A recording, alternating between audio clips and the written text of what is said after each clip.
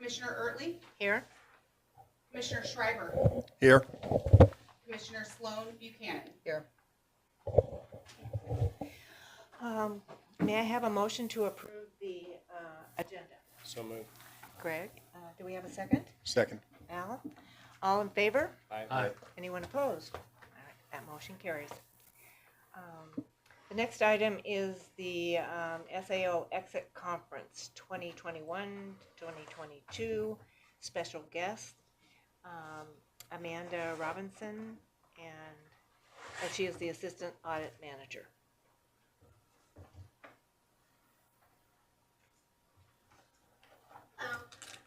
My name is Amanda Robinson. I am Assistant Audit Manager, and I serve as the audit lead for this audit. And with me today, I have Courtney Aronson, who served as the audit supervisor. I'm going to go ahead and try to share my screen. We have a quick PowerPoint presentation for you today. I'll go ahead and jump in while Amanda's getting that shared. I believe a packet was shared with you as well.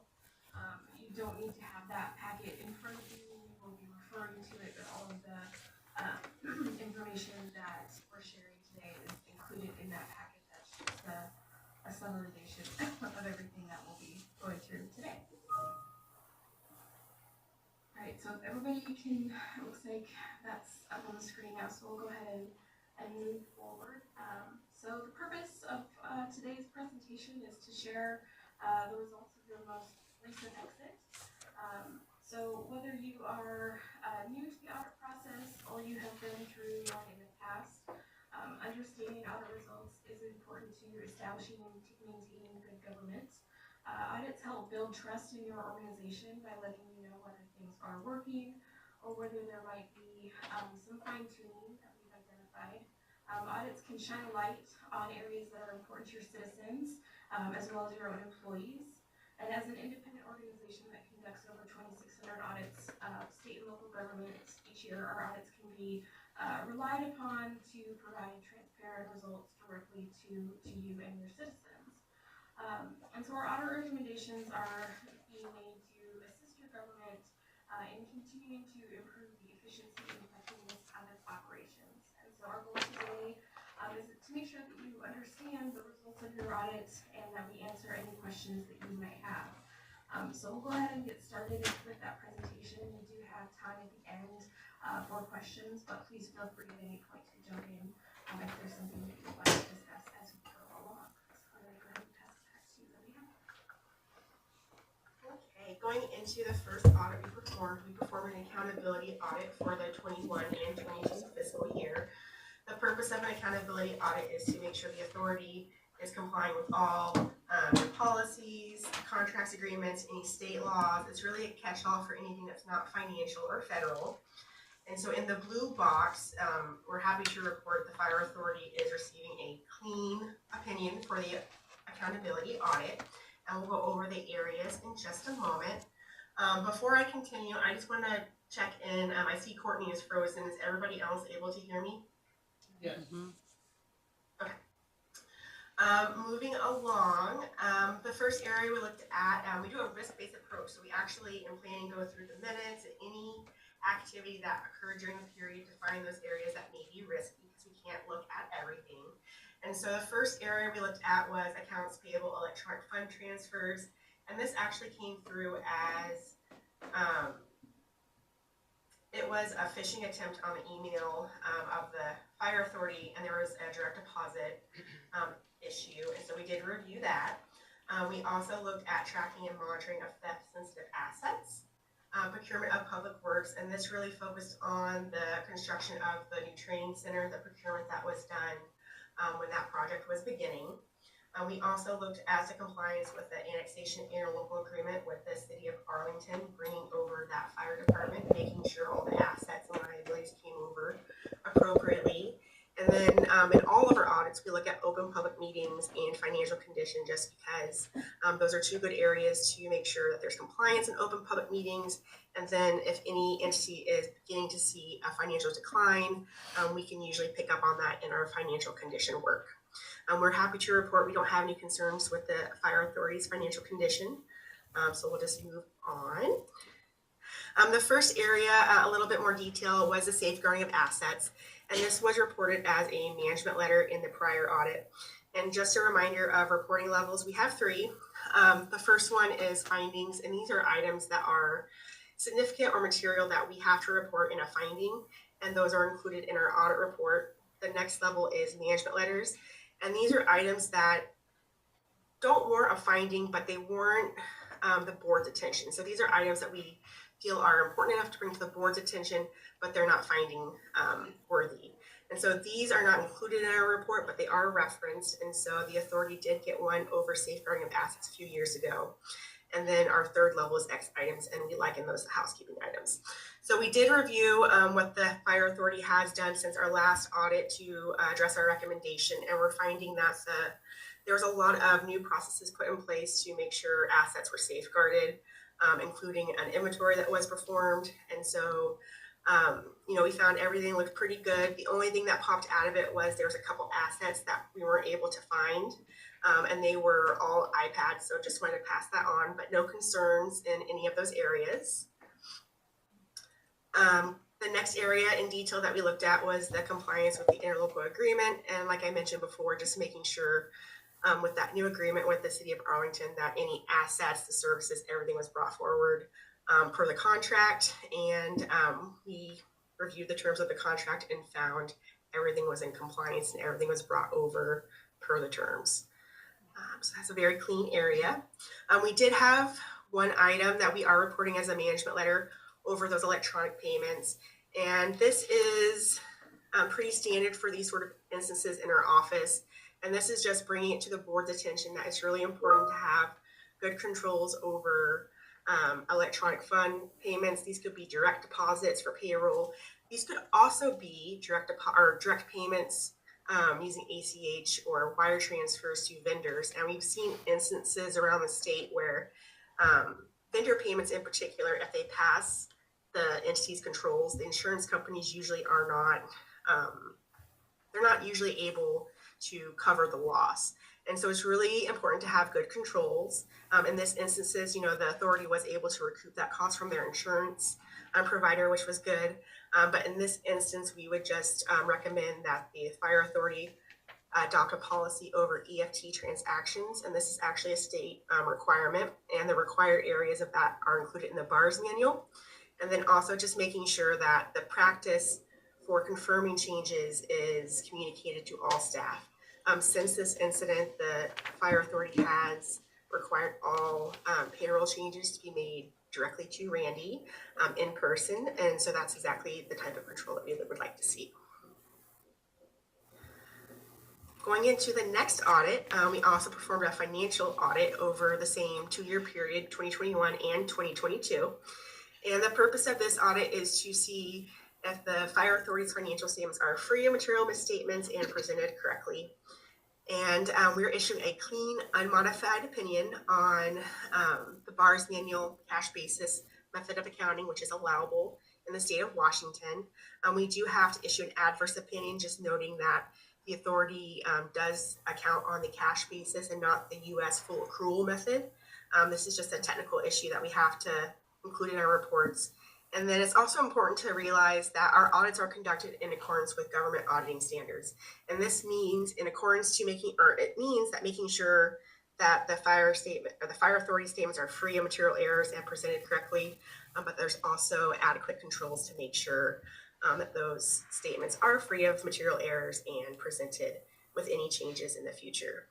And so we are happy to report we didn't identify any significant or material weaknesses in the process, and we're also happy to report no instances of non-compliance that were required to bring to your attention. We also did not find any material misstatements during the audit, and a list of uncorrected misstatements have been provided to the fire authority for review. These are fairly common, having those open at the end of the audit, and they're very minor and do not affect the presentation at all. And then also part of our financial statement audits, we also review areas where management can collude or override the controls to either misappropriate or cause an error. And so we tested a series of adjustments and entries to the general ledger and found that they were adequate and appropriate in nature. We did have one recommendation, similar to the other item that we're reporting as a management letter. This item was also reported as a management letter in the previous audit. And so this is included in your packet on page 26 and 27. There were some errors in the financial statements, but a lot of this we feel could be deterred by having a really good review process. And so in your packet, we've also included a cash basis financial statement checklist. And this is a good way of going through all the areas that are required to make sure that they're being addressed in the financial statements and notes. And then also it provides an area where you can sign it and provide evidence that such a review did occur. So it's a tool to strengthen your financial statement preparation controls. Going into some closing information, your next audit is going to be conducted in the fall of 2025, covering 2023 and 2024. An estimate for that audit has been included in your packet and will cover accountability and financial statement, just like this audit. One thing that we want to bring to your attention, especially with the annexation of the City of Arlington Fire Department, is the fire authority is large enough now where it's now requiring annual financial statement audits. And so starting with the fiscal year 2025 audit, we will be performing annual financial statement audits, and we'll be working with Randy to get those scheduled. Let's see. One other thing to bring to your attention too is we are doing another 2-year audit for your next audit, but if there is any information provided from S&P that would require an audit sooner than the fall of 2025, let us know. We can change that timeline. We want to make sure that whatever audits they're requiring, that we're providing those to you as well. So this is based on the information we have at present, but if that changes, just reach out. So. And we are on target to get these reports published as fast as possible, just to meet that S&P request. And so they will be published in the next week or two. So if you do see any errors in the reports, please let us know. When they are published, an audit survey will be sent out. Any feedback is good feedback. So if you do receive a survey, feel free to fill it out and send it over. And then we want to take this time to really thank Randy. This was a big audit and there was a lot of information going back and forth. So he really made himself available to answer any of our questions and to provide any support we requested. So we just want to give Randy a huge thank you for helping the audit along. And then we are open for questions if anybody has any. Anyone have any questions? I think there are no questions. I think we're good. Well, thank you for letting us share the results of your audit, and we will see you next year. Thank you. Thank you. Thank you. Thank you. Have a good rest of your day. And Randy, thank you. Brandy. This is a year-long process that went back and forth, so that's why suddenly we're done at the end of 2024 and it starts up in 2025. They're usually every 2 years. Yeah. This one took a year, so it was a larger audit and a lot of extra work on Randy's part because they asked for more. And as we get larger, there's more impacts to what we have to provide. Well, it sounds like we're now large enough to where they're going to do an annual On the financial statements. on the financials. I'll probably still do the accountability every other year. Okay. Or 2-year audit. Yeah, that was the longest audit I've ever been through in jurisdiction, so. And we're low priority for them. They have a lot of other requirements for like school districts. They have them done by the end of May, I think it is out. So they put us on the back burner oftentimes as special purpose, because we gotta get the cities done on time, the counties, the school districts. So they kind of fit special purpose in when they can. And so because we're low priority, it took way longer. Usually a couple months or 3 months is you're done, but This one we started last December, so it's been about a 10-month audit.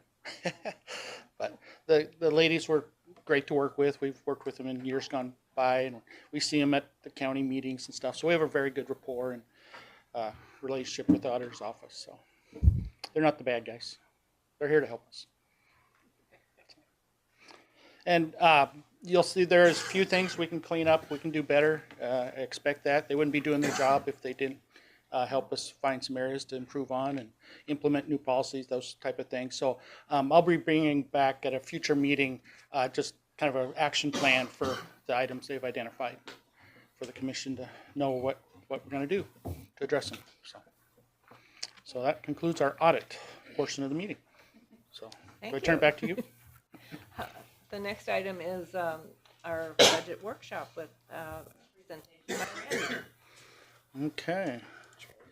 I will bring up the slideshow here. All right, looks like it's working. Okay, you're closing that portion? Oh, okay. Do you need it on? I don't know. No? You just get to share your computer, right? Right, yeah, okay. There's nobody zooming in anymore.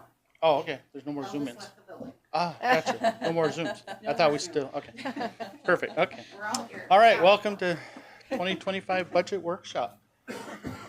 Get rolling here. These are the 8 areas that we're going to walk through this afternoon. If you ever have a question, speak right up. This is informal. If you need to take a break, just say so. For me, I need to do this every year just to review the mission statement. So I'm going to read through these just to refresh my memory what they are, the mission and vision and values. Our mission statement is North County Fire EMS provides premier medical services, fire, and all hazard emergency response to reduce risk and enhance the health, welfare, and preparedness of our entire community. Our vision statement reads, North County Fire EMS is to be widely known as an accredited organization that embraces excellence. We will continue to fulfill our commitment to reduce risk and enhance the health, welfare, and preparedness of our entire community while embodying all core values as we deliver premier, all-hazard responses and services. And then finally, our 5 core values: professionalism, integrity, pride, innovation, and finally, ownership. So I always like to review those every year, just so they're fresh in my mind as well. On your next one, can I start off in the Sure. strategic budget Yep. priorities? So, part of our budgeting process that Randy and I go through every year is to make sure that we meet all of our requirements for our policies that we are guided by. So one of which is how we reserve our funds for rainy days and everything else. So I'm going to go back a little bit and turn on my mic. I'm going to go back a little bit in time and review where we've been and where we're going. And as we went through the RFA planning section and we merged the city of Arlington into the RFA, if those of you recall that were part of that, we were going to be in the red for the first 2 years of the RFA existence. We had to get our budget up to our reserve, general reserve account up to 25%. And as you'll recall, both of those years we never got into the red, and we have further worked towards getting our reserves, and Randy will likely report later that this is the first year that we have hit our 25% reserve on our basic revenue rainy day fund, and sort of going to leftover funds. There's been statements made in the past that we have leftover funds of certain amounts. Those funds aren't necessarily left over when they're inside of the end of the year. They're transferred back into either rolled over to areas for the next year, or they're put into these reserve accounts. So I think Randy's been very effective And again, way earlier than what we thought in our strategic budget, as this being our first year to have 25% reserves. We still don't have and aren't where we could be with our capital reserves for long-term vehicle, equipment, and station capital items, but we'll continue working on that. But I just wanted to state that as we create this and we're responsible in developing what our policies say that we should have, that's part of our strategic budget priorities, and just wanted to give Randy kudos for, I think this is the first year that we hit our 25% policy requirement. And again, way before what I think either of us anticipated based on our initial RFA plan merger expectations. So Yeah. great job, Randy. Okay, thank you. Yeah, and we'll talk about that a little bit more in the financial report during the regular meeting as well. I have some more information for you. So our main priority is we want to make sure our budget's sustainable. Hard word for me. So we're not just looking at 2025. Oh yeah, the budget's balanced, we're good. No, that's why we always use the Cushman model, and we look 7 years out. So today's actions pan out and don't kill us down the road based on projected revenues and expenditures. So that's one reason we use the Cushman model. As John just mentioned, we want to restore and increase our operating reserves per our policy. We have a policy that says we're supposed to be 25% of our operating budget in reserve for rainy days or emergencies. And we also are always seeking out grant opportunities. There's always a lot more projects and things we want to do than we have funds for. So anytime we can get a grant to cover some of it or all of it, we're certainly going to seek that out. And then we want to continue to address the capital replacement plan. As John mentioned, we have gotten up to our 25%, but we're nowhere near where we need to be for all our future capital needs. So that's the area we want to really start identifying next and addressing those. And a focus has been placed on that with the capital facilities plan that you approved. So we'll have a third party that's in the process of assessing that to give us a much better long-term plan for capital facilities plan that Chief Denhoven's working on. So here. So these are some of the issues that impact our budget. Being a special purpose district, we only have a certain amount of revenues. We're not like a city who can draw from a lot of different areas, lots of different revenues, taxes, and whatnot. We only really have property tax and then whatever we can do in the area of transports and GMT reimbursements. So we're definitely limited on our resources. The other thing that obviously greatly impacts us, since 70-80% of our costs are tied to our employees. So currently we're under the CBA negotiations, so not sure where that's going to end up. So that obviously will affect our budget. Medical, we've gotten almost a 6% increase in our premiums for that, 3% in dental. L&I is predicted to go up about 15% for fire departments. The other impact is our capital needs, as I just mentioned.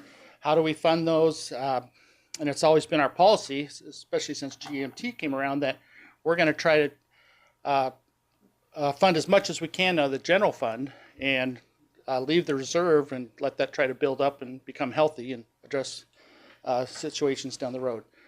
Grants, obviously, if we get a grant, that greatly impacts our budget because things we had set aside for a certain project or item, we can now repurpose those funds and supplant them with the grant money. And then we're now entering into our second year of operations at the training center, so that we also have that to keep an eye on as well. Some of the assumptions we made in this budget, we're calling this the rosy budget.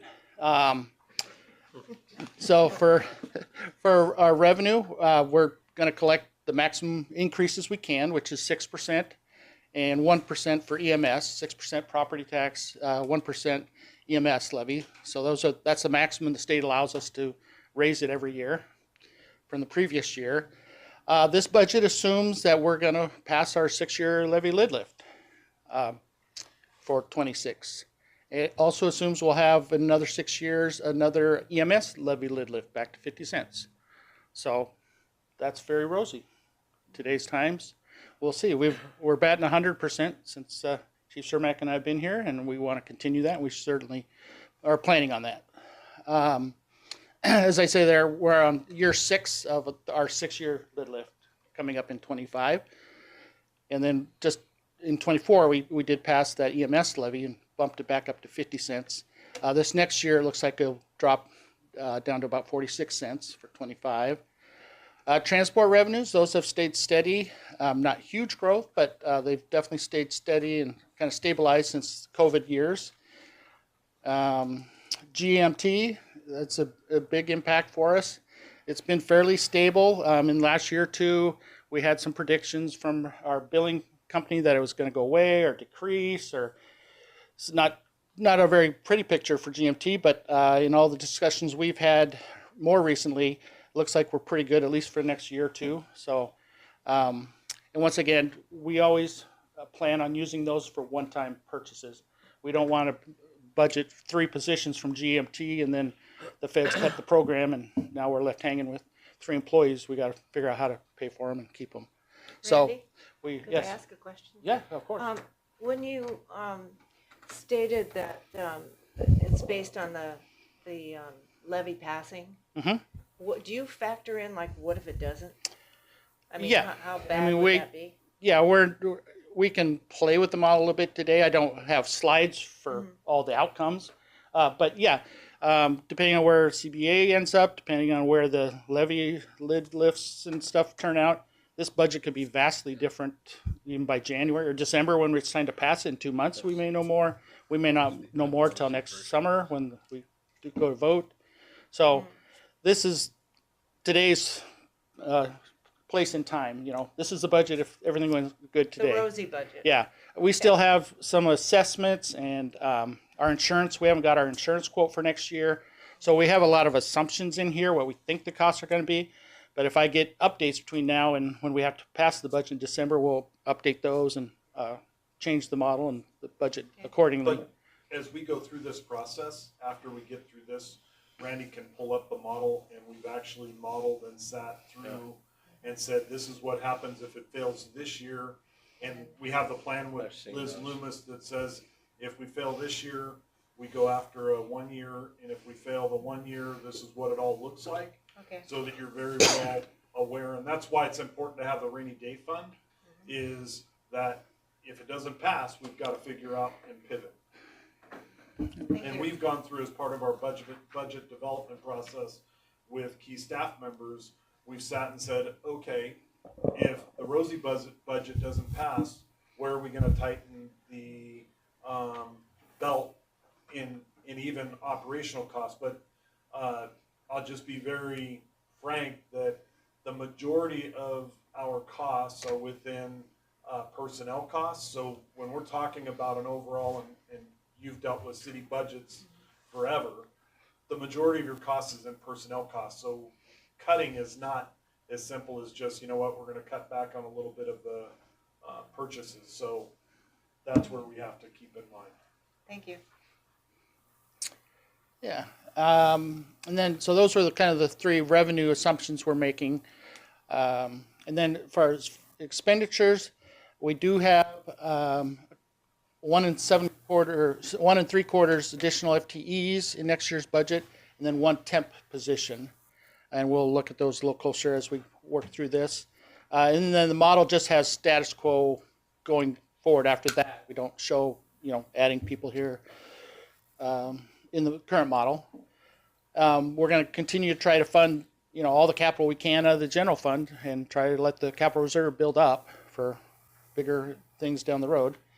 And then as far as the CBA, we put in here the most recent NCRFA proposal to the union. It's what's currently modeled. This is kind of our calendar. We started working on this in October, and then a lot of the budget heads were turning stuff in September. And so then early October, we start putting all this into the model, and then we start meeting as staff, department heads to see how it's all coming together, which accumulates in today's workshop. Going forward next month, we will have a public hearing for the property and EMS levies. Then we'll have a second one on, well, it'll be the 26th or 25th, whatever second meeting we have. Sometimes we move that meeting because of Thanksgiving. But whatever date that is, we'll have our second public hearing, and then we'll adopt our property and EMS levy rates. And then I need to get those to the county by the end of the month so they can certify and get them in for next year's taxes. And then we typically only have one meeting in December, so we're scheduled to adopt the budget on that December 11th meeting. Doesn't mean we couldn't have a special meeting if there's still a lot of things we're working on and we need more time to finish up the budget. So, but this is our typical schedule, so we'll try to stick to it as we can or as the situation plays out. Let's dive into the revenues a little closer. We've got all our preliminary numbers from the county, so that's all plugged into the model. Our base assessed value grew about 9.3%. Plus, we got about 146 million in assessed value of new construction, but that was about half of the previous year's new construction. So, looks like things have slowed down a little bit as far as new construction. The implicit price deflator, I think that's something like that. IPD, if that is less than 1%, in order for a entity to raise 1%, if it's higher than the IPD, you have to pass a second resolution. Well, this year the IPD is over 2.5%, so we don't have to pass that second resolution. As far as our levies, we're estimating that our regular levy is going to be about $1.32. That's still in year 6 of our 6-year lid lift, which is about a 6-cent decrease from last year's rate. And then our EMS we predict to be about 46 cents, which will be about 4 cents from our maximum 50 cents last year. So a total of $1.76 out of our maximum $2. And the portion that we pledged to our general obligation debt is about 1.3 million. And so when I look at that towards our total capacity of non-voted general obligation debt, we're only using 9% of our total allowable. I mean, it's not wise to use 100%, but we're only using 9%, so that's a very healthy and sound number. A little bit, Randy, that includes the outstanding bond debt on the training center? Yeah, that it would include the 2 issues on the training center. We just this year assumed the Station 48 debt from the city of Arlington. Engine 46, 2-part. Yeah, and then leases on 3 engines. The one from previous year, and then the 2 we just adopted here more recently. And that adds up to, you said 9%?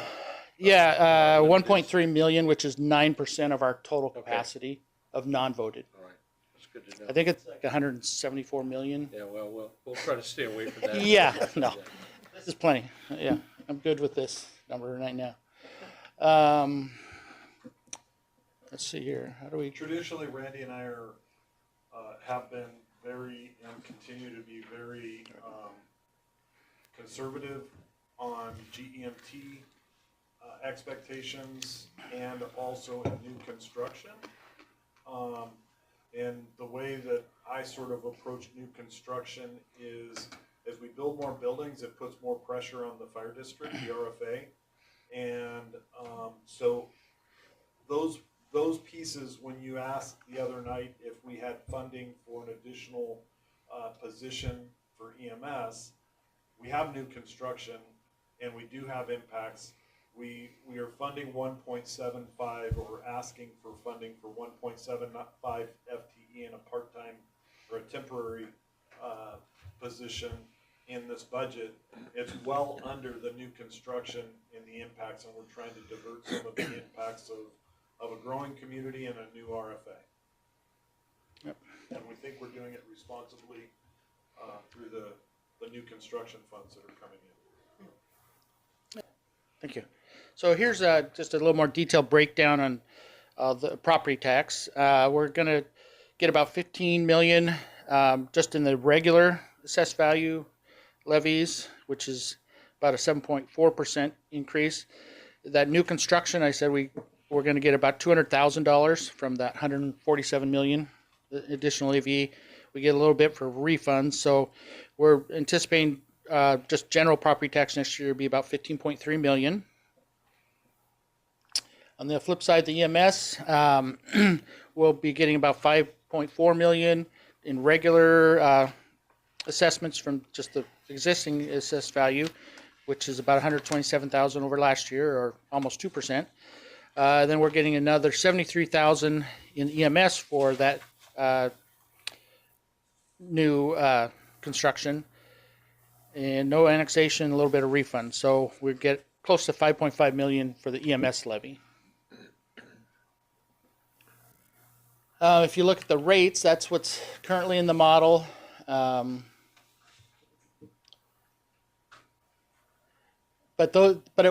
it's showing is actual revenues. It's confusing because I have two charts that look very similar. I put the levy rate above it, but the line is showing you the actual dollar revenue. So you can see the revenue growth for both the EMS and the general property tax. This next one is actually detailing the levy rate itself with the anticipated lid lifts. Just for comparison, I threw in what it will affect our property tax based on the estimates we have. If you have a $668,000 home, and I think it's going up about 7% in Snohomish County, or at least North End. So your house might be worth about $717 next year, or about 50 grand. So our property tax this last year, just the general property tax, is actually decreasing 4 cents, and the EMS levy is also decreasing 4 cents. But when you put that towards the increase in value, you can see we get about $38 more in property tax this year and $2 less in EMS. So it's going to cost the homeowner about $36 more this next year with the proposed levy rates. Just for comparison, here's our AV history. You can see 2009, 2010, there we were around $2 billion, and then of course we hit some rough times in the economics and it went down. And so our revenues went down. We had some pretty lean years, and then we kind of turned the corner around 2014 and started heading back up. And then of course in 22, you see the effect of the annexation with Arlington as things jump up. The other major revenue source for us, of course, is our transport and EMS revenues. Currently, we have about 2.5 million budgeted this year. Based on what we think we're going to end the year at, we felt comfortable bumping it up 100 grand to 2.6 million. And then on the GMT, we felt the same thing based on our forecasted ending results this year. We were comfortable bumping that up another 100 grand as well, from 1.9 up to 2 million. And once again, the goal is just capital use for those. Looking closer at the transport revenues, you can see the dark line there is our budget, and the dotted line was actuals. And we were doing pretty good through 19, then COVID hit. And you can see we did not meet our budgeted expectations for a couple of years there. Nobody was going anywhere, and no one was calling an aid car.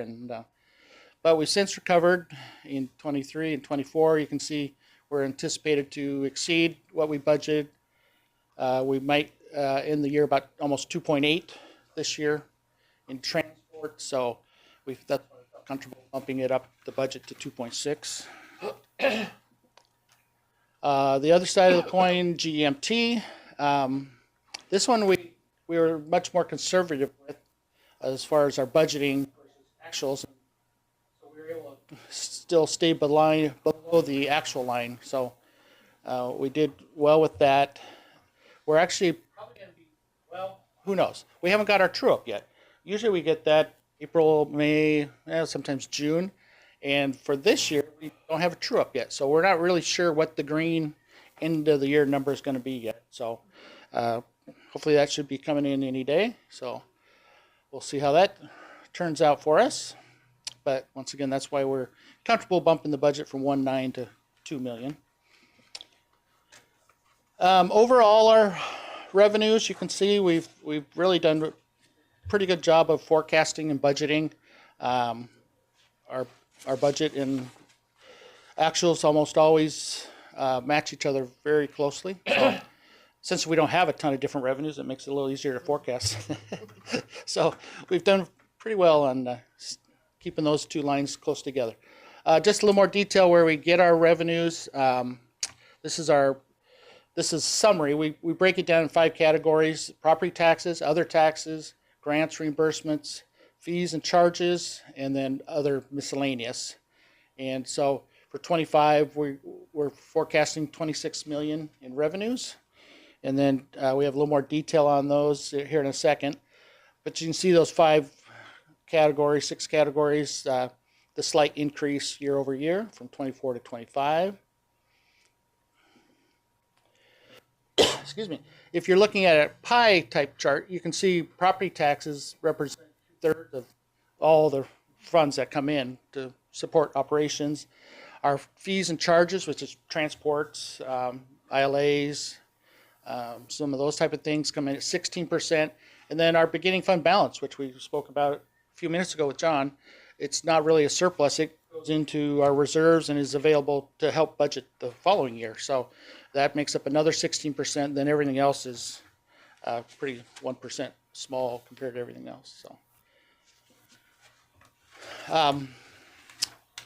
So here's just a quick comparison between 24's revenues and 25. You can see overall about a 7% increase. If you don't count the beginning fund balance, it's about a 6% increase. And then here's what makes up those categories we were just talking about. Property taxes, forecasting to be 20.7 million. We don't get too many other taxes. Leaseholder, private timber, and DNR for 65,000. And then we get funding for our community health worker position from North Sound ACH. So that's in there. We predict that will continue on. It's been very successful. Christina's doing a great job there. Fees and charges. You'll see we have a small contract with the tribes at the casino. We get a little bit from our schools, fire alarm permits, our ILAs with the cities, and then with our neighboring jurisdictions, and then the 2 big hitters, of course, GMT and transport. So that's our fees and charges. Miscellaneous, just we get some rent for our cell towers, and then we did very well on our interest. I think we're going to make a couple $100,000 this year on investment interest alone. So we raised that up quite a bit from last year's. So there's how we're going to come up with our 26.4 million in revenue.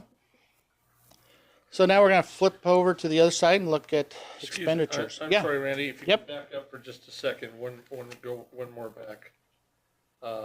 One before that. Right there, revenues.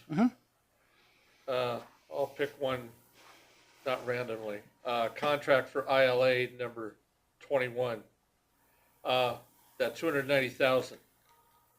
Is that what is expected per that particular interlocal agreement? So I'll answer that. That's estimated based off the number of calls that we have in the average of what the past 3 years have been. The contract settlement has not been returned to us at this point. It has been forwarded to Fire District 21's legal counsel and their fire chief, and we have not got that signed contract back at this point. So, and we checked as early as this morning to try to figure out where that's at. But at the end of the game, it varies on the number of calls, it varies on time on task, and that's the best estimate that we can take from that. For that one on the screen, but the other thing that you just mentioned about the services in arrears going back 3 years that has supposedly been agreed upon, and yet payment has not been forthcoming. Well, before they can pay, they have to agree to the settlement agreement, the legal. We met as a mediation, and it was tentatively agreed in the mediation And then the lawyers draw up the mediation contract, and that's where it's at this point, is with approval with their attorney and fire chief for input, so that we have not had any return of that contract at this point for their input. Right, no, I'm not accusing us of dragging our feet, but my question is there something else to move that along? Considering the amount of time that's gone by? At this point, we've had a mediation and we've agreed to a settlement. I would assume it's a commission action. If we believe that it's taken too time, that we could take alternative methods, but at this point, the mediation was there. I think we turned it in probably a month ago or Yeah. three weeks ago. I could be wrong. I know the attorney had to put it together. It might have been 2 weeks ago that it formally went in, but after we went to mediation, then the attorney had to take the notes from Bob Eastman Yeah. and put it into legalese. Yeah. So Well, we put out through the attorneys to ask where we're at on it, and I can report back Okay. to that next meeting. all right, because I don't have endless patience on waiting to see a check in our account. I'll put it that way. And I will ask the commission to take action, as in possibly withdrawing the agreement and refiling the legal action if I don't see something in there in the next month or so. I want to see, I'd like to see a check delivered per the agreement and have Randy report that, it's been settled, really settled, not just talked about, so. Well, as Randy just pointed out, we've been very successful with revenues of interest income, so we are sort of losing revenue that we could be getting if we had those funds. Exactly. So I mean, it is a concern. It Yeah. is a significant amount of money that we lose by not having those revenues inside of our account. So once we get that revenue, which I feel that they're truly working on it through the attorneys, but where would it fall in here? Once they send us the check? It would come back into revenues, and we would put it into either the reserve account, Okay. or we could put it, at this point, if the reserve account is fully funded at 25%, what isn't fully funded is our vehicle reserve account, and we would start chipping away with that. So we spent the last 3.5 years staying out of the red and meeting our policy for 25% inside of our reserve account. Now we have to get to our vehicle and facility reserve account and bump that up to a place that is at a better place than where we're at. We're not in a horrible place because we are able to utilize the general fund, but there's two ways of cost accounting that we could be allocating a percentage of money and putting it into our capital, and then taking our capital out, our capital purchases out of capital. But we have been working through that to get our different funds up. We've just been taking purchases out of capital reserve. So you'll see through this budget that a couple of vehicles are in the general fund, and a couple of vehicles are actually out of the reserve fund, where the capital reserve fund. So my opinion would be they come back in and we put them into revenue for capital reserve if we're fully funded in our capital reserve or our reserve fund, 25% rainy day, that we take those funds and put it into our capital reserve fund to fund facilities, capital purchases. So would it be appropriate to maybe send a letter to District 21 saying we're working on our budget and we were wondering when we could expect a response from them? The attorney sent an email just this morning saying we're Okay. trying to budget. Perfect. And it would be helpful to know where we're at. Okay. So that I didn't know email- that, so thank you. Thank you, yeah. That's good. We try to stay in front of it, but Yeah. we sent an email this morning through the attorneys to say we're working on our budget. It would be helpful to understand that, because the board could say, put the money somewhere else. Okay, thank you. Okay. Did that answer your question? Yeah, for Okay. now, for now. Yeah. Okay, so I think we figured out how to try to fund this. Now let's see how we're going to spend it. So these are small numbers, they're probably even smaller on your printout. But if you could see them, you can see our growth from 2015 up to the current proposed budget. And I think we were about 6.6 million back in 2015 when John and I got here.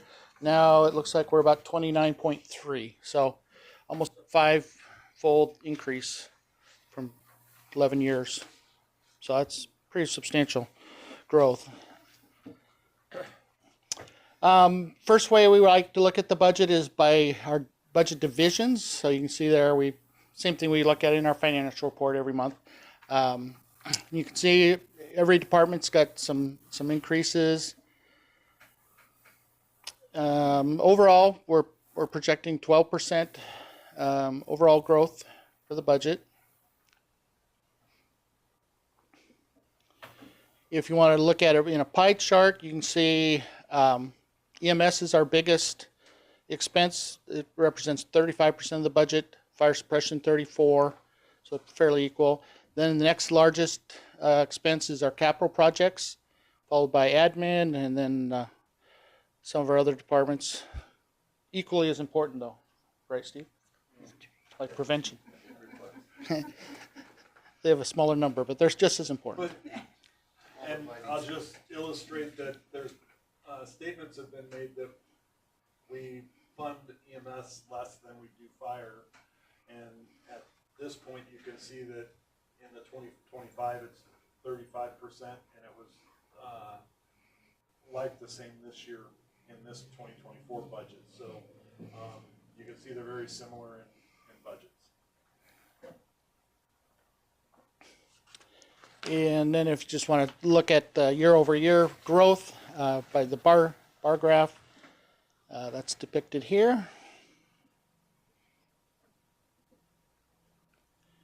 Then the other way we look at it is by object group, or the type of expenses we have. Wages, benefits, supplies, services, which is like our outside people, lawyers, IT techs, people we pay to do things for us.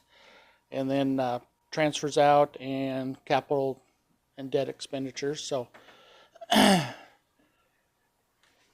we're going down actually a little bit in supplies. I think we've had, I think EMS, we kind of over budgeted for EMS supplies, so that went down a little bit. I think in the vehicle maintenance, we were a little over budget this last year, so we've brought that back a little bit too. So I think that's why our supply was going down slightly. But overall, 12%. Supplies and EMS are very interesting because you never know how many supplies you're going to use based on the call types that you respond on.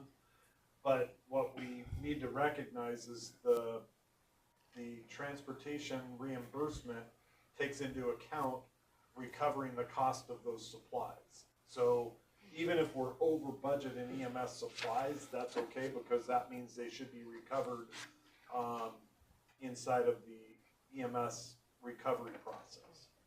So we do our best at budgeting what we think it's going to be, but if it goes over in that section, we actually have a reimbursement likelihood of probably 60% when you look at GEMT and EMS cost recovery.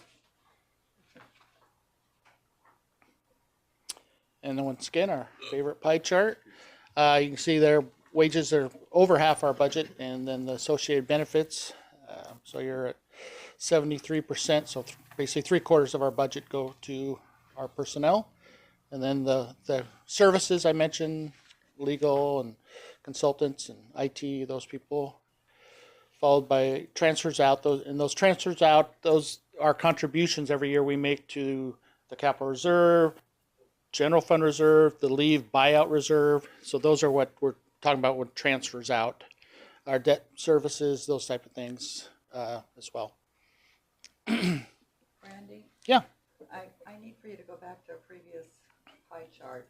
And I'm not understanding EMS and fire suppression are both similar in terms of their percentages. And yet we hear all the time that the majority of the calls are EMS. It was like, I think it was 80-some%. Why are they similar if there's more EMS than fire? I can handle that. Yeah. Unless you want it. Nope. Randy. We receive 50 cents per thousand max budgeted amount in our EMS levy, and we receive $1.50 max per fire levy. That being said, the EMS systems throughout, in my opinion, the nation that are the strongest EMS systems are complemented fire-based EMS, which is why you probably lost the hospital EMS systems back in the, early 80s? Chief Kraske, is that when? 90s. 90s? 99. So in 99, it went to a fire-based EMS system here, but across the nation, they complement one another, the two budgets. So EMS complements fire, fire complements EMS. So they both independently would be extremely difficult to monetize and fund.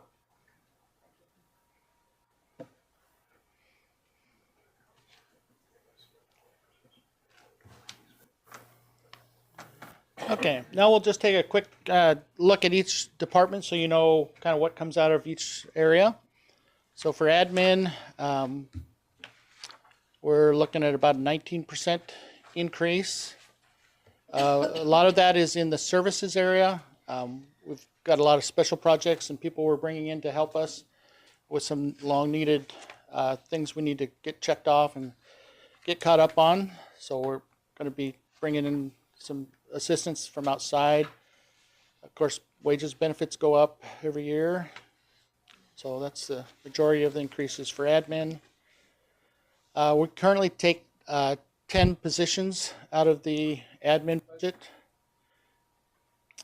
The chief, deputy chief of ops, HR and finance directors, admin assistant 2, and then our 3 HR generalists, admin coordinator, and business practices coordinator.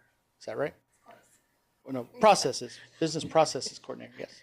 And then finally, the admin assistant chief are the positions that we currently fund out of that. If we wanted to get more detailed, and John and I were talking about this earlier a little bit, we could actually do an allocation of every position. For instance, Chief Tenhoopen, he probably spends maybe 40% of his time on facilities, 40% of his time on apparatus, and maybe 20% doing admin stuff. So if we really wanted to create some additional work for me, we could break his wages out every month and put them in the actual category. But it would just take more time and we'd have to change our payroll system a little bit. But it could be done if we wanted to see it a little bit more accurately. But for what we've been doing, we would just keep it all right here, admin, for those positions. Legislative, one of our favorites, it's you guys. You can see we went up in supplies. I think that's because just in case we need to buy any more computers or accessories or whatnot. And then we bumped up services. Oh, no, that stayed. Oh, I know. Services went up 100%. That's because the election costs from Snohomish County. We take it out of legislative for some reason.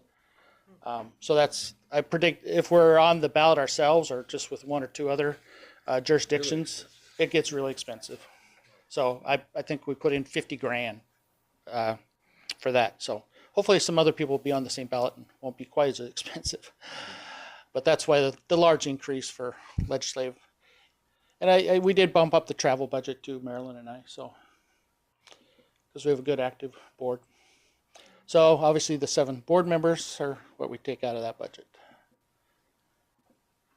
Fire suppression, we had about a little over 9 million budget this year. We're bumping that up by almost 900,000, or a 9% increase. There's some reductions here. Oh, that's the other thing, supplies and services. Well, in services, for some reason, we always took out like pre-employment screening and physicals, all this new hire stuff, always came out of the fire budget. And I finally said, why do we do that? I don't know. So after 9 years, I finally said, let's move it. So we moved that to admin and it rolls up under the HR budget. So that's why you're seeing some decreases primarily in that area. Just cleaning up our budget a little bit so it makes more sense where things hit our general ledger. Out of that, we take 53 persons come out of the fire suppression budget. The breakdown on that is 10 captains, new position driver operators. We're forecasting 18 of them, and that would leave 9 regular firefighter EMTs, and then the 3 battalion chiefs. So when we look at the EMS position, that we're proposing adding to this as a captain, you'll see that it's in the EMS section. And where we break down the EMS section, it's important because the cost of that EMS section is where we derive our recovery rate for transportation and also GEMT. So those funds go through that, and again, we traditionally have about a 60% recovery rate if GEMT stays live. Where the challenge comes is we know we had Jen Bross from our billing company provided a presentation at our chiefs meeting, and we believe because of the politics of this year in a presidential election, nothing will happen to GEMT.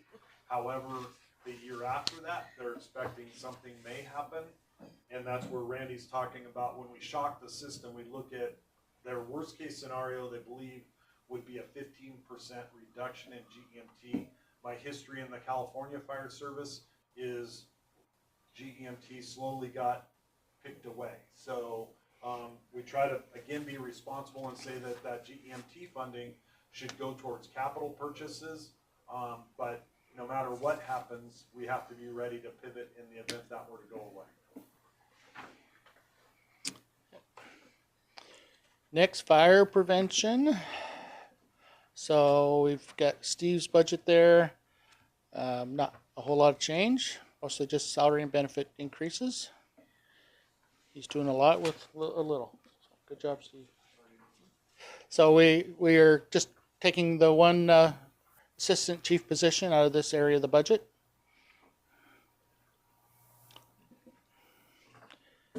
Training budget. We've got about 11% increase there. We've added a little more funding for some training that Allison's recommending we try to get done next year, so we've added some funds for that. So that's why you see the 16% increase in services, which is just outside consultants or trainers, I guess, or programs. And we currently take most of Mr. Kuntz's wages out of that. We allocate a small percentage of it to the training center. Is his interaction up there. Facilities. This is one of the new positions we're proposing, a 0.75 FTE facilities maintenance person to help out Matt Kuntz, who's already in that role. Well, let me break it down a little bit further. As the city of Arlington uses Chief Goforth more, he needs assistance, and so what we've done is taken one day from Matt Kuntz, who is achieving his inspector status, has a background in building construction, to be able to take up some of the re-inspection items that are just going out, and will relieve that pressure on Chief Goforth. To, again, he's a one-person show, so we put one day of Matt to start to learn from Chief Goforth per week, but under Chief Tenhopen, we have a lot of facilities things that we could further capitalize on. We've saved money by hiring and not outsourcing our mechanics, our fleet services, and we've done the same thing with our station and equipment, our station maintenance and facilities maintenance. So looking to find just a 0.75 maintenance person to assist with that. Yeah, it rolls up to 2, but it's 1.75 if I brought the decimals out there, but it shows 2 on here. So we just take the one current position and one proposed position out of that budget. As far as vehicle maintenance, no real large changes there, just a little bit of increases for wages and benefits. Out of that budget, we take our 2 EVT technicians.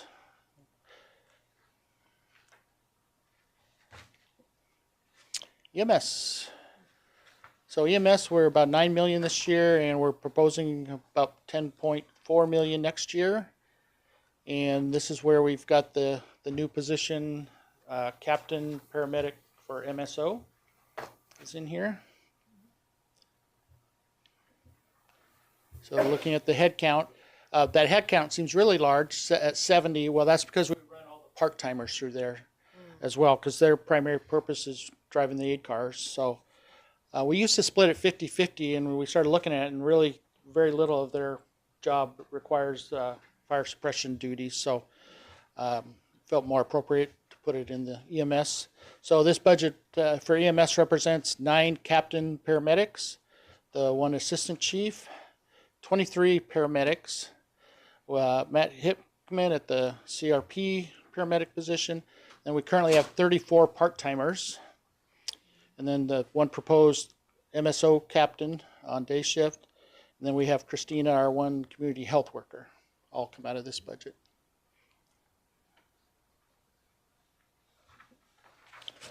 Okay, capital projects. Following our theme, where we try to purchase everything we can out of general fund to the limit we can afford it. This is just the categories we break it down into.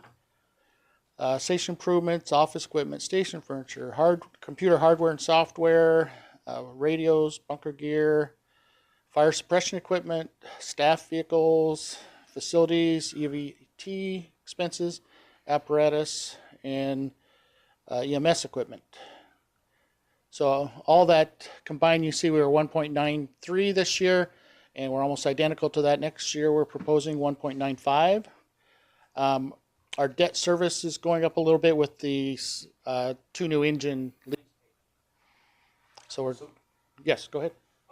One area that I wanted to note in here is you see that there's total staff vehicles 0 out of the general fund. This is all general fund items that are not coming from our capital. But under the EVT facilities, if Randy broke that down, the reason that's going And we will. up, It's coming up. oh, okay. The breakdown, yeah. That's going up because we're purchasing a new vehicle for our EVTs for that section. Under the staff, under the actual capital budget replacement, we're actually putting in a vehicle to replace an older vehicle, but we're going to keep the older vehicle, reassign the new vehicle to training, and then the older vehicle will be allowed to be used for one of the new position that we're creating. So, anyways, Randy, sorry. Yeah, no problem. No, I appreciate the injection there. Then we'll have a little bit of breakdown. You don't necessarily want to see every single detail, but these are the type of projects that we're looking to try to accomplish this next year. And as you always, we have a few items that we just have to get done in the first half of the year, maybe a quarter, a third of it. We really need to do first 6 months.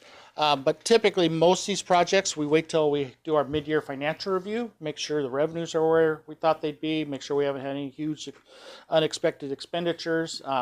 So if everything looks good, then we kind of start opening the purse and try to knock off the rest of the list as we can. And again, this is the Rosie. Yep. And we went through a process with key players that is this a nice to have or need to have, and what will we cut if we go outside of Rosie? Yep. Office equipment, new typewriters, stuff like that. Fax machines. Yeah. Randy Yeah. or Chief, for CATA. Oh, for CATA.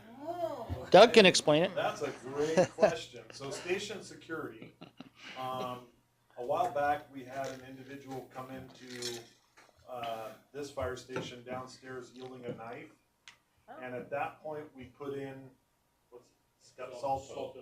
a Salto system, and it is now outdated and unserviceable.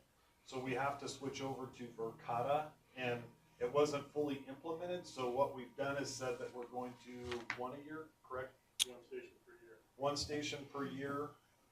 We're going to put in the Verkada, replace the Verkada to secure our station safety for our employees. So it's the entrance access points, and HR is in control of that. So if we have new employees, or even this room, if someone books this room, we can issue a card for just the one night to let them in, and they can only use the bathrooms in this and that door. And if they have it till 7 o'clock, at 7:02 the door locks and it's secured for the rest of the evening. So it's really a technology-driven security for our employees. And by the time we get all the stations done, it won't be outdated. Yeah. Hopefully not. Chief Tenoka. Just one further comment. So Station 46 does have this system in it because that was the one system that did not have a Salto system. The city of Arlington uses Verkada and has used Verkada. So Brian Terry, our IT tech, is very familiar with it, said it's how robust it is and reliable. And what this does also is it gives us cameras. The Salto system does not. So we've had staff personnel overnight where their vehicles have gotten broken into. One vehicle actually got stolen. So we have some cameras now to help with the security in addition to just the door access controls. So it will be a good thing. What are snow slides number 97 up there? I'll let Chief Tenoka explain away. I asked the same thing.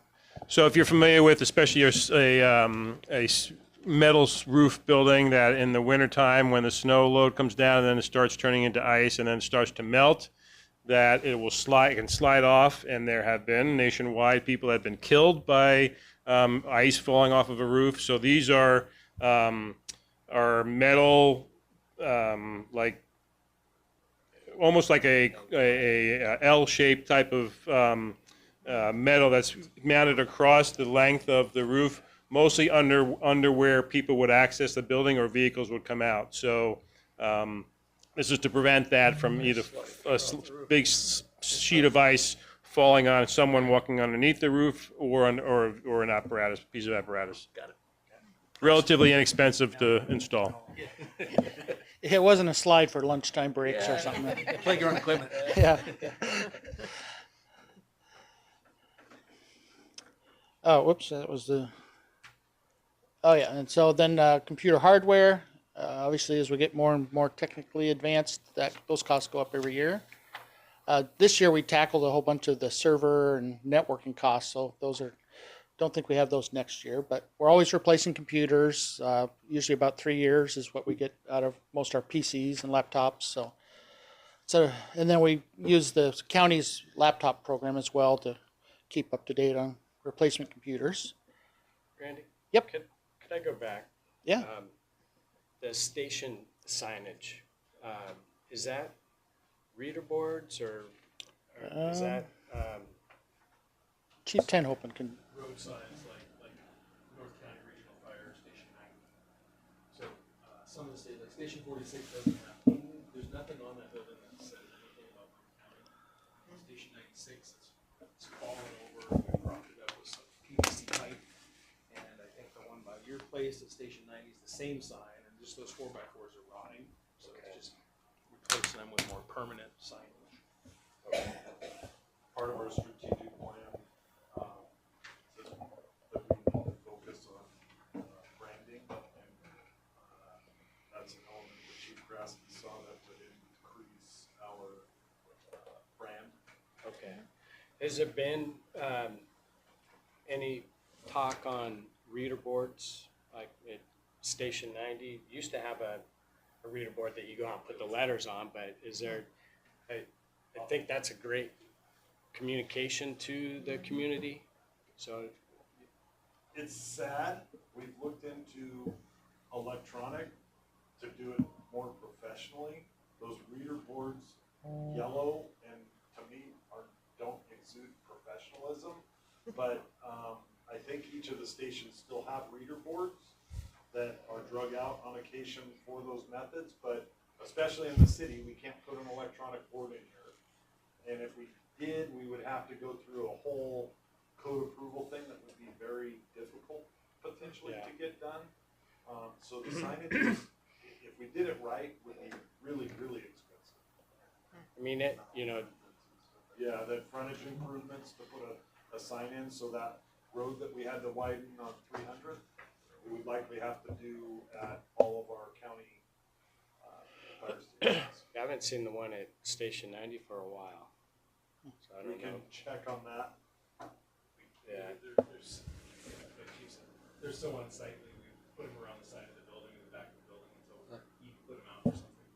So and that's, maybe that's a different conversation then. Okay. I just want to say on that point, I don't have any ideas to suggest what kind of signs our stations might have, but I'm only reminded the last couple of weeks of the incredible emergencies in the Appalachia, in North Carolina, Kentucky, and all of that. I mean, the big disasters where they were talking about the normal things we rely on were like wiped out. You know, they couldn't have cell phone things, and they were having trouble with regular phones and things like that. And having old-fashioned, some kind of backup signage in an emergency, in a real severe emergency situation, is not bad, even if it's just a real simple kind of reader board. So I'm just saying that because we are a major emergency responder, I mean, that's part of our mission. We should give it more than just a shrug or something. We should seriously think about what kind of not say all weather, all emergency type signage board that could be available at our stations to transmit whatever useful local information is related to the event that we're having. I mean, we don't worry about hurricanes here, but we worry about the big one. And the big one may only happen every 200 years, but when it happens, that's why it's called the big one. So We anyway. can have Chief Tenopa look into the signs and what potentially is available from a support services side to see what we have existing, because I don't think it's that we don't have signs, it's just they yellow. Oh, no, I get it. That's why I'm not suggesting something certain, but I think there is a reason why we should have some kind of signage available to us for the public. Because, like I said, you rely on everything. You rely on your stupid iPhone and all that, but then what if you shut all that down? You know, what have you got? So. And for clarification, those aren't quantities. We're not buying 97 kitchen chairs or 90 mattresses. Those relate to the station number. So you probably were aware, but just didn't want to think we're really stocking up on stuff. Bunker gear, that's always a continuous process of replacing and getting second sets. So we've got some money in there for that. And then I don't expect you to read them all, but we have to subscribe to many different software subscriptions.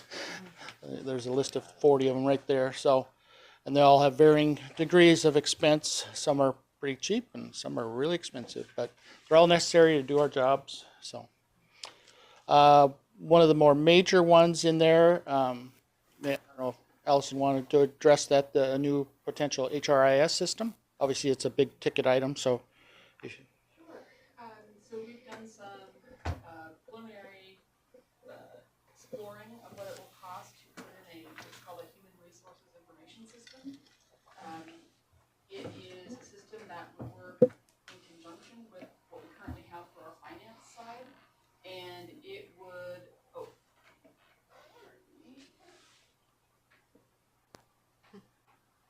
Okay. So the Human Resources Information System, or HRIS system, would work in conjunction with our finance system, and it would allow us to really manage all of the employee records, but also the processes. So the onboarding process, the application process, and ideally even get us to the place where we don't have to enter somebody into all these separate systems. We could enter it really even at the time that they apply for the job.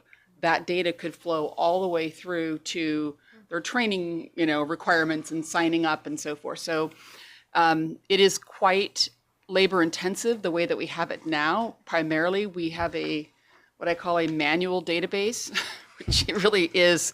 We've got the finance side, and then all the rest of it are spreadsheets and things that we keep and scan documents for employee records, and it's just not sustainable. It takes a lot of work, and it's also something that creates opportunities for errors and mistakes. And the more we can set up well a system so that later on we don't have that human error happening on a one-off basis, the less time we have to do rework and so forth. So the amount that's in the budget right now is 100,000. I can't read it from here, but I believe it's 100,000. It might be slightly more, and that is intended to be probably a higher cost up front than it will be in subsequent years. It will depend a little bit on the RFPs that we get. So there's a lot of different options out there, but I'm estimating about 25% of that would be a one-time cost, and then the rest would be an annual software cost. And we could look at expanding modules and so forth in the future, possibly offsetting some of the other costs that we have as well. So it just depends on, if we were to say expand this and if it was able to cover some aspects of onboarding or training and so forth, it may allow us to reduce some costs in the future. So. Thank you. And I'm Allison. happy to entertain more questions on that if you have any. And certainly as we get down the road and ready to start doing this, then we'll bring a lot more information to you. This Yeah. is a personnel file through HRIS, so Yeah. an employee's evaluation then is put into this HRIS, and then it Mhm. is, Mhm. nobody could go in and pull a file and take it out without somebody knowing. Right. And it's more than just the records repository. It would actually house the system and the process of the performance evaluations itself. So the forms would be created in the system and they would be implemented and deployed out to people. There would be the follow-up where the system actually has workflow built in, and it would come back. So that would become our system of record there. No need to print, run around, copy, email, and so forth. It's just one and done, probably in a to-do box of some kind that would come out. One of the So. challenges when you have a written system is that you're constantly duplicating stuff and you're creating extra records that aren't necessary. And so this system, what Allison has brought to the table, has educated me in the fact that when you literally apply, the first time you apply as a firefighter here, you put everything in, you put your documents in, and it starts the repository that's like a one-stop shop that now downloads into payroll that says you fall under these categories and you get this pay incentive. And when you turn in and upload stuff to HR to say, I met this step and here's the proof goes into a file and the step goes to payroll. And some of the checks and balances that the auditor found that some of them will be solved by this process. It will hopefully in time make us more efficient, but the initial setup that's why you see there's extra temp services in this budget, is we're anticipating that there's going to be some uplift to start off the program, but at the end of the program it's going to make us more professional, and it's also going to be a cradle to grave position that now manages the system better. So Allison's educated me. I couldn't spell HRIS before, and now I can. Great. Thank you, Allison. You're welcome. Some other capital things we're proposing for fire service. You can see some items there. And they do want to replace the current Marine 97 boat, and they've put a surplus value on that, so that's why there's a negative on there to offset the cost of a new one. For EVT and facilities, John was earlier talking about a new truck for the EVT program, about $275,000, and some other miscellaneous items they need.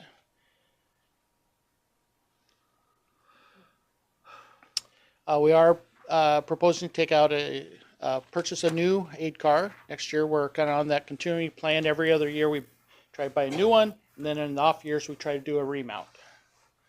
And I think we're sticking to that plan, correct, Chief? Yeah. EMS, they've got some contracts to maintain items, some of their equipment, life packs and ADs and those type of things. And Randy, yeah. correct me if I'm wrong, this is out of general fund. this is still general fund, yep. So another point to be made about this is that when we collect mileage, when we transport a patient, we only get probably 60% on good days of total recovery. But that mileage, we attribute back to this aid car to collect it. So we're collecting that through GEMT, and we're utilizing the mileage because obviously that's the breakdown of the vehicle. So, and our rotation is we need 1.5 per year to keep our fleet rotated. A while back, Dr. Corsa asked for one of our vehicles to be a training vehicle. So in addition to it being a training vehicle, if maintained appropriately, it can also act as a backup vehicle because it will be fully stocked. So part of this is taking one of our existing vehicles, and instead of surplusing it, making it a training vehicle, so that training vehicle can go from station to station, stocked up. We have a mannequin that we have received a grant for a year ago, I believe, that is a complete human acting. It throws up on you, it does all kinds of bad Lovely. stuff to you. And it can be in the back of the vehicle, and they can do full simulations to provide better training for them. So all total, we're hoping to buy about $1.95 million worth of capital items out of the general fund. Then we also have our debt service and transfers out to other funds that we talked about. So about 4.2 million total in capital and transfers and debt service next year is proposed. And here's those transfers I was talking about. Right now we've been putting in about 375,000 to catch up. Probably don't need to put quite that much in now that we've got to the 25%. So depending on how things go in the budget, we may move. Well, no, that's right. The top line is capital reserve. So that's the one where we really need the attention to. So we have a growing, what is that, 50% a year to try to tackle that. We've kind of reached our 25% goal for reserve, so that's why we just have that capped at $500,000 a year for now. Then, as we talked about earlier with Rob, we have the training center debt, we have the Station 48 debt, and then the PNC engine leases, and then we transfer some money to the leave buyout fund as well. So when a firefighter retires, we usually have to cash them out of some sick and vacation. So that comes out of this fund, or it reimburses the general fund for that expense. So that's where we come up with 2.2 in debt service and transfers. Oh, and there's the debt capacity we were talking about. Our assessed value this next year is going to be about 11.6 billion. You're allowed, I believe, to go to 1.5% of non-voted GO debt. We currently have about 14.8 on the books, so there's our 8.5%, which leaves us about $160 million of additional debt we don't want to issue but have available. So just to summarize for the general fund, you can see we've just having some typical growth factors for both revenues and expenditures. The positive levy results are in there. So you can see we stay right about $2 to $3 million for the next 5 years as an ending balance. And you can see we're just a little bit over that cash balance reserve fund. Down at the bottom you see 116, 120, 122. So we're doing good there. Here's just a summary of everybody, every department. 102.2 full-time is proposed. And we have 41, you guys kind of roll up into the part-timers as commissioners, and then the one temp position in admin, and then we have 2 volunteers who kind of keep that program going. So 119 total FTE equivalents. If we wanted to look at it by position, 24 versus 25, you can see we had 137 in this year's budget, and we'd be growing to about 145 positions, not necessarily FTEs, but, and the changes there, you see the temp admin person, then the MSO captain, Sean Rice comes back from his duties, and then we did increase, we have 3 more part-timers than we had last year, so that's why that says 5 for EMS increase. So we didn't really go out and want to necessarily hire, that's just something we're able to have on the books at the time.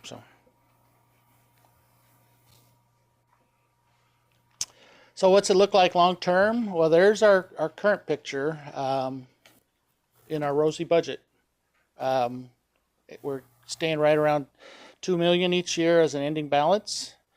And then, 2030, that's a long ways from now, so I'm sure we won't be going up like that. There'll be things to buy and people to hire, but as far as just the model assumptions, that's what it looks like. I mean, we're more concerned obviously in the next 3 to 5 years, but it looks doable at this point in the rosy budget. This is a comparison to this current year's budget. You can see here we stay around $2 million. The scale changes on this. You can see 14 is the highest on this one, and it's $8 million on this one, so this is half.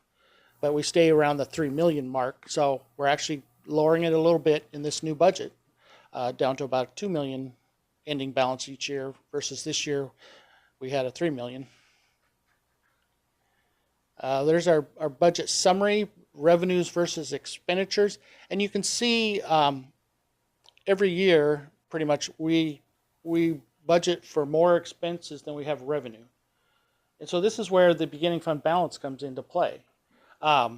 We use our beginning fund balance to fund the next year. So anything we save this year is going to be available for the following year. We don't just take anything that's left and throw it into reserve and start with 0 balance. If we did, obviously we'd be in the hole because the expenses are higher than the revenues. And so we've always been that way. We keep our revenues extremely conservative. We're extremely liberal with our expenses, worst case scenario. And so that's why we always show true revenue, not counting beginning fund balance, has been lower than what we forecast for expenditures. But it works for us because of our fiscal conservative modeling. If you look at how we actually ended, the pink is what we budgeted to end the year at, and the green is where we've actually ended. So you can see this modeling that we do and the way we fund and utilize our ending fund balance helps us into the next year and makes it all work. So we're forecasting this year to be closer than most years. You can see some years we've had quite a bit more than we anticipated. This year it's a little tighter than what we budgeted, but still a positive note. So just to summarize, the budget is balanced. It looks sustainable in the rosy budget for the next 3 to 5 years using our beginning fund balances, the current proposal to the labor group, and then the levy lid lifts passing. We've got those 3 positions in there. We're still going to fund almost $2 million worth of capital items, and then we have $617,000 we'll look at in a minute out of the cap reserve. I wanted to show that just to give you, we're doing $2 million as compared to only $600,000 out of the capital reserve. So we're definitely focused on trying to spend everything we can out of the general fund. So that's the general fund. That's where 99% of all our activity is recorded in the finances.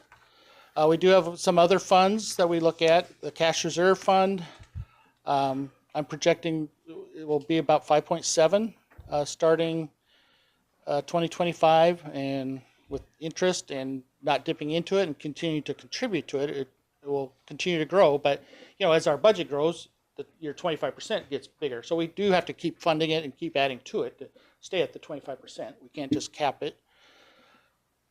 As I mentioned, we do have that employee leave reserve fund for retiring employees, and we put about 100 grand into that every year. And so far, we haven't had any mass exodus. We lose, 2 to 3 a year perhaps that retire, and so we've been able to keep pretty even with that on the reserve. Then we have our debt funds. This is for the first GO bond 2020. That's 345 this next year. There's the schedule goes out to 2039. And then we had our second GO bond for the training center in 2022. So that's 314,000 this next year. Excuse me, Randy, Yep. could you remind me what the interest rate was on those bonds? Because I remember it was low. They're like 2.5. 625, Yeah. and I think 2.75. Yeah. And it was right around. Both of them the below 2.5 3. things. So The second one was even lower than the first one. Yeah, yeah, our timing was good on that. that was great. Whew. Okay. Yeah. Thank goodness. So, and there's the debt schedule remaining for the 22 bond that will end in 2041. And then, as I mentioned, we did part of the ILA with City of Arlington. We're taking over the payments. They kept the debt on their books, so it doesn't go against our. Well, I'm counting towards our debt capacity, even though the auditor wouldn't probably, because it's not recorded in our name. It's still in the City of Arlington's name, so it really technically wouldn't go against our debt capacity. But I count it just for my own health of the authority. So that's going to be about 300,000. Well, part of that's insurance, which we've actually now reduced. I think we're covering about 10 grand worth of insurance on that building. So this number will go down slightly. It'll be more like 287, not 297. And there's the debt schedule on Station 48 out through 39.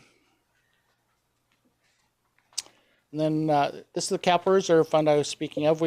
I anticipate starting the 2025 year with about $2.5 million in there. You can see our contribution rate. We're trying to put in 50% greater each year for the next 3-4 years, and then it'll drop back down to 25%. But the thing you'll notice, ending fund balance, if we bought everything that's on the schedule, it will be in the hole by next year. So every year we go through all the things that come up on the schedule, because we have a schedule. We put in there what year we bought it, how many years of service we should get, what interest rate or the growth of cost, all the factors. And then this schedule tells you what year normally you'd buy it. Well, every year everything pops up for the next year, and all the department heads we look at and go, well, can we get another year out of it? Yeah, I think we can. So we move it down. And so that's how we keep managing this, by being resourceful and getting more life than what we initially expected out of them. But you can see it's underfunded by almost $3 million in 2028. So that's why we're trying to put more and more to it and really focus on it. If you look at it graphically, that's where it's at. Of course, you can't spend what you don't have, so we would never go that direction. But if we bought everything that's on the plan, we'd be in trouble. We look at it by department. Admin, obviously suppression is our greatest expense, or forecasted. Oh, no, it's not. I'm sorry. It's second to EMS, but they're neck and neck. We don't buy a lot of engines, but when we do, they're really expensive, especially the ladders. And then we do have some equipment on here as well, forecasted. And if you look at it by class, you can see we have $38 million on the schedule for rolling stock, $6 million for equipment, and $750,000 on heavy equipment. So we have $46 million worth of things identified on the schedule. Now, mind you, that does not have any new facilities on it, meaning if we need a new fire station, that will bump that up. Yep. Or you issue debt if needed. So for this next year, what we're proposing, we're replacing, or not replacing, but getting on the schedule is Utility 97 SUV or pickup for that. John talked about earlier. And then we also have vehicle on here. We have one new 8 car in the general fund, but we may have a second one here. Is that right, Doug? Or the second payment is maybe, or? Should be the second, readout. Oh, okay, The yeah. new vehicle you saw earlier was already approved by the board for purchase back in 23. It's a 2-year. Right. time, so if you're only gonna get it delivered to the end of 25, that's what it pays. Yeah, yeah. The expenses nowadays don't always happen. Like the 2 leases on the engines, they're, we're going to make our first payment next year, even though we're not going to get them for a few years, Yeah, right? the engines will almost be paid off. They'll be more than halfway paid off when we get them. That's how weird things have gotten. And if you remember, about 2 years ago, I came before you and said we're going to have a supply chain issue of ambulances. I think we finally got in front of the ambulance issue where we have the chassis, but the engines, I mean, if we were to do a ladder truck right now, it would probably be 4 to 5 years out. Wow. Yeah. And what do those run now? 2.5, 2 million. 2 million? Yeah. So we can buy a lot of 8 cars for the price of one ladder. Which goes back to your question, Commissioner Sloan Buchanan, was why do we have, unlike funds, the equipment in, if you put NFPA in front of anything, it like quintuples the cost of equipment. So to further answer your question, things are just much more expensive on the fire side. And then, so we got the utility truck, the 8 car, and then the only other thing we have on here is the engine lease payment for the prior purchased engine, not the 2 new ones. So I think. Engine 46. Yeah, so I think that 817. So small, I'm sorry. Can't quite see it. Oh, 617, sorry. So that's all we're proposing to take out of the capital reserve fund. And then we have training center fund. That's starting to come online. Obviously, we're running the academies and we're getting some other renters, so that's starting to ramp up. And at this point, it's not covering the debt service. As you see, we're still taking that out of the general fund, but we're with the proceeds from the daily rental from the training academies, we're covering some costs there. So it's coming along. We do. We're going to try to take some of our salaries out of the general fund for those 6 positions. We've estimated approximately how much of their time is spent working on training center and fire academy stuff.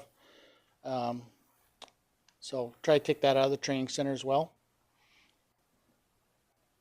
I think that's all I have, so we might be done a little bit early. Any questions or any topics we want to dive into a little deeper? Oh, we're going to look at the model, right? Yeah, we'll get Okay. on Let's move Rosie over to the again. model. We're not done. Sorry. Come back. Don't Plan leave A, that. B, and C. Let's see here. Now the Debbie Downer budget. Yeah. Oh, I think I have to close out the slideshow. Hold on. Can't do anything till the slideshow's done.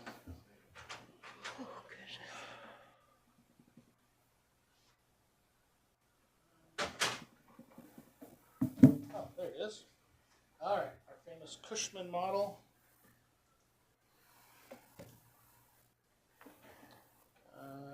We want to look at, property tax. Okay, so there's our roughly around $2 million ending fund balance each year. But as you can see, I'll shrink this a little. And you can see with the levy lid lifts, that's where we're anticipating our levy rate to be. And then with the out in 2030, coming back to the voters for EMS levy lid lift as well. So everything looks pretty good. Let's say we only get a 1-year lid lift. Didn't you already save the model? Yeah, yeah, well, we could say just make sure. Good idea. If we just get let's see, what's 6 years, it's right there. Okay, delete that. And then I think I have to change, oh, that's already changed, I guess. Yeah, okay. Oh, it changes automatically, that's right. I created a formula, forgot. It changed automatically. So you can see if we only get the 1 year levy with our current proposal, we're only good for about 2 years through 2027. If we don't get the, That's general fund. yep, general fund, That's not dipping into rainy day fund, but that's general fund. well, you obviously have to, did make any Yeah. changes, but yeah, just normal operations for next. Which, can you put $1.50 where it, Cushman's recommendation is to do a levy lid lift when you get down to more than 10 cents. So if you go to this, if we didn't do a 6 year lid lift and we went out 2 more years or 3 more years, then you put $1.50 in there. No, leave that there. Oh, leave that one? Yeah, leave Oh. that one. Assuming we get some lid lift. maybe Oh, not okay. this- Oops, not $1.60. I'm lost without my keypad.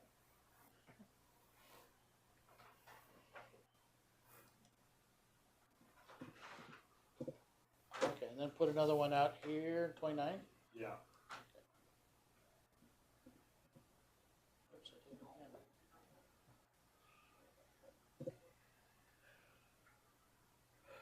it. And with some adjustments and cuts, you might. So you see what happens with the levy lid lifts. It's unlikely that we would not get a 1 year lid lift with support from the voters.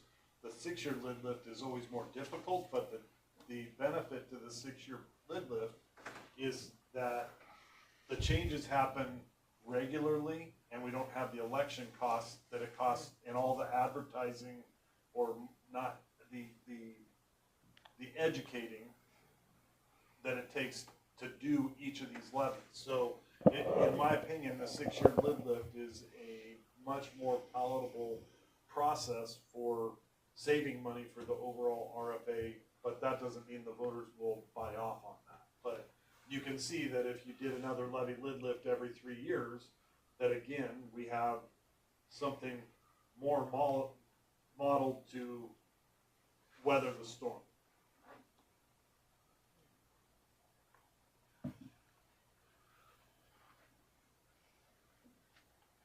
So yeah, depending on the results of next year, we could come back mid-year and do a budget amendment based And on. Randy, take the those- one off of, the one you just put on and put it 1 year sooner at the 136 mark. Okay. Just to show if we keep following what Cushman's recommendations are. Oh, that didn't. Put it right there. Yeah. Okay. Why did that do that? The other one, oh, something happened on your whole formula on the next thing. Oh, that's because there's something. I hit comma or something. So then you can see what happens. It even makes it more palatable, but the problem is we're going out every 2 years to do these levy lid lifts. At the cost of 50 to grand or $100,000 something, yeah. each time. Well, by having a publicist is one, and then the election cost, and then the mailers, it's probably $100,000 each time you do it. So from a spending component, you're better doing it in the point where you say, okay, we're just gonna do a 6 year levy lid lift and maintain, even if you didn't do the 6%. And what we said the last time was, the real challenge with the fire service came when the Iman rule was put on the back of car tabs that said it couldn't exceed 1%. And it used to be the commissioners could go up to 6%. So we said, just let us go back to what we used to be able to do. And that's part of the strategy also is maybe if it didn't pass, you guys say that we'll go to 103 instead of 100. Or maybe you say just 6 years at 1% maximum, and we don't put the 6% on. But that's all again, strategy, and to be honest, our fear in your wisdom in moving forward with that last 6 year was we went through a very high inflationary period that you can see even with a 6% max, we had 2 years of 9% inflation, or 9 and 7, and that helped us to weather that storm to be even across the board of what inflation did to us. So in this case, I'm not expecting that inflation and all the indicators that I have from what I get, that our inflations are gonna be at 9% anymore. So again, a policy decision from the board as to how we wanna move forward, whether we have 6% or 3%, but as we sit right now, we've been guided by Liz in our discussions with the 6-year levy lid lift with the 6% cap on that, so. My soapbox, sorry. I don't know if there's any other scenarios you want to look at.